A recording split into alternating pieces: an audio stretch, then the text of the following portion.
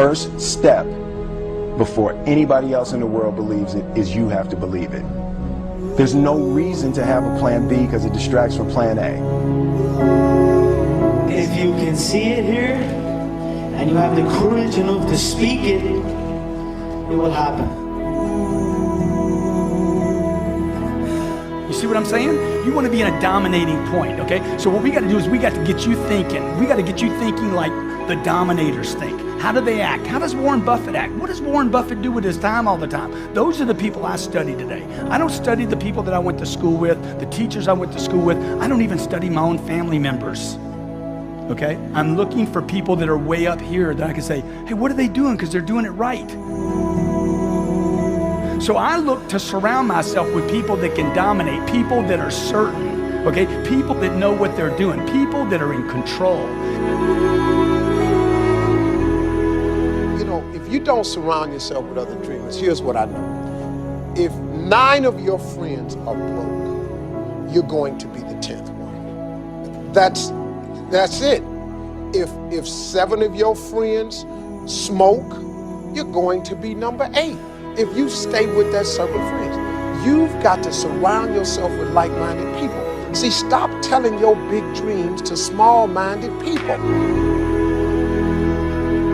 If you don't go home tonight tossing and turning, truly making a decision where you're tired and jacked up at the same time, then I'm not talking to you. Weird things happen to people when you make a decision. My mom wanted me to be a truck driver because that would mean I would make $24,000 a year if I went to Truck Masters, and that would be twice what my father made. And she thought that would happen, but something inside of me said, I don't want to drive a truck. There's something else that matters more to me, and I decided I was not going to go for money instead of passion. And the rewards have been pretty amazingly better than being a truck driver. It's not bad being a truck driver, it's just not what I was after. And I look back, and one of the things that helped me was my original teacher, Jim Rohn, who's a personal development speaker I went to hear when I was 17. He said something the first time I heard him, and he said, you know, it's really simple. If you want life to change, you got to change. If you want life to be better, you've got to get better. It's the only way it happens. And luck will show up for people and it'll leave them. But if you're constantly improving who you are and what you give, game over.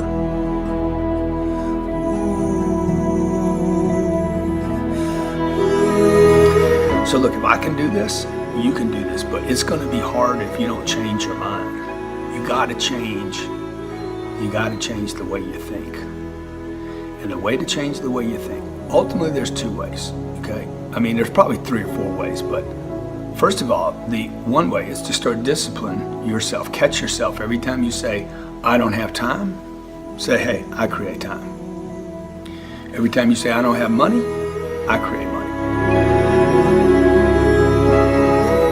I put the third eye on Einstein's forehead because I respect him as a visionary and a person that can see what doesn't exist in most people's eyes. Most of you guys focus on all of the things that you can see.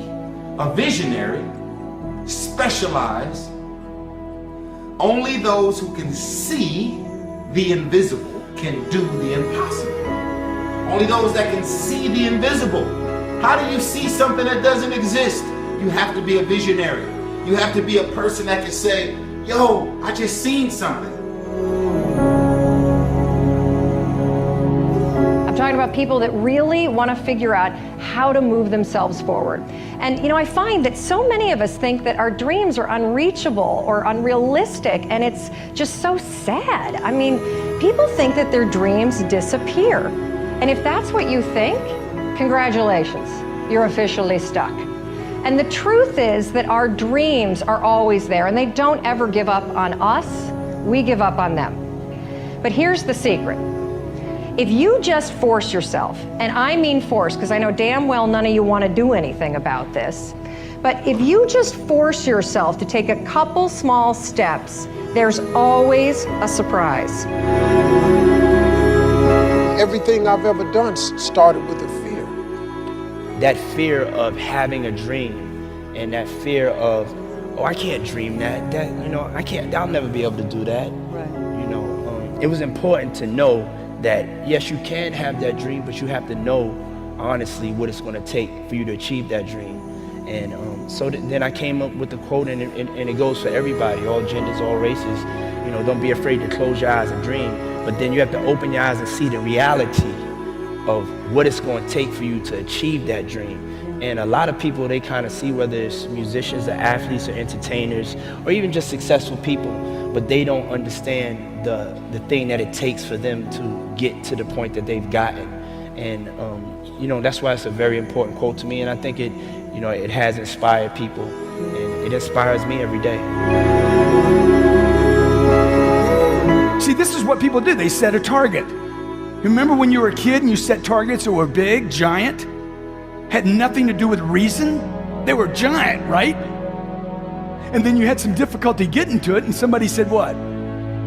Dude, your goals are unrealistic. You need to drop your goals down and add 40 years and end up with nothing. Certainly not congruent with your potential. How many believe you have more potential than you're going for right now? Dude, it's way up here. It's beyond what you're going for. So you want to set it here. I want to set my targets up here. I never lower a target. Never, ever. That's my target. I'll fail on my target. My whole lifetime I might fail on that target, but I won't let it go. Success is something entirely subjective.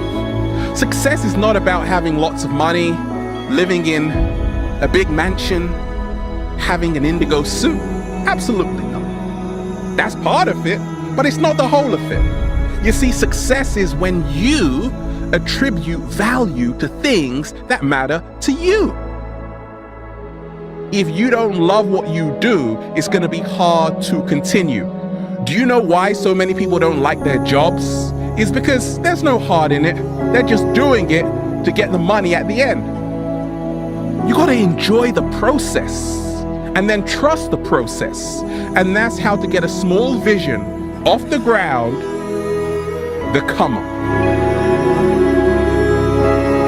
I was very, very lucky to find it, you know, when I was 7 or 8 years old, and you know, and fortunately, my children have found their passion. One son loves farming like nothing else. One son loves music like everything else, and all three of them love philanthropy and what they get to do.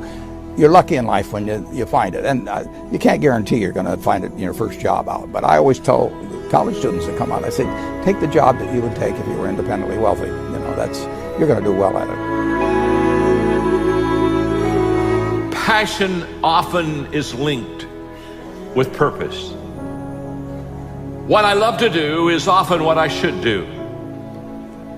We have been created within us the capacity to have things that we enjoy greatly, and a lot of times there is a definite relationship between what I am in love with and what I should be doing. We are created and wired in such a way that passion and purpose many times comes together, and passion is the great energizer.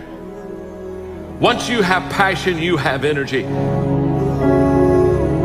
If you got the energy and you go, I don't know where to start, throw a rock, and where that drops, start there. Talk to the next person. Just take massive action and keep changing.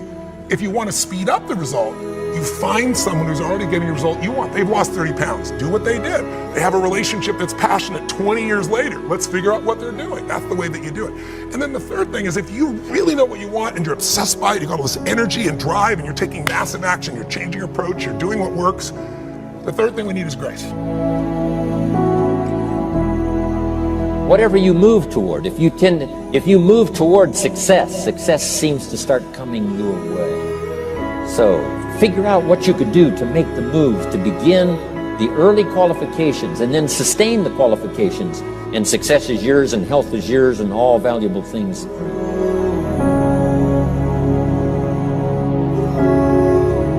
So the point is you don't have to wait in line. You don't have to do it the way everybody else has done it.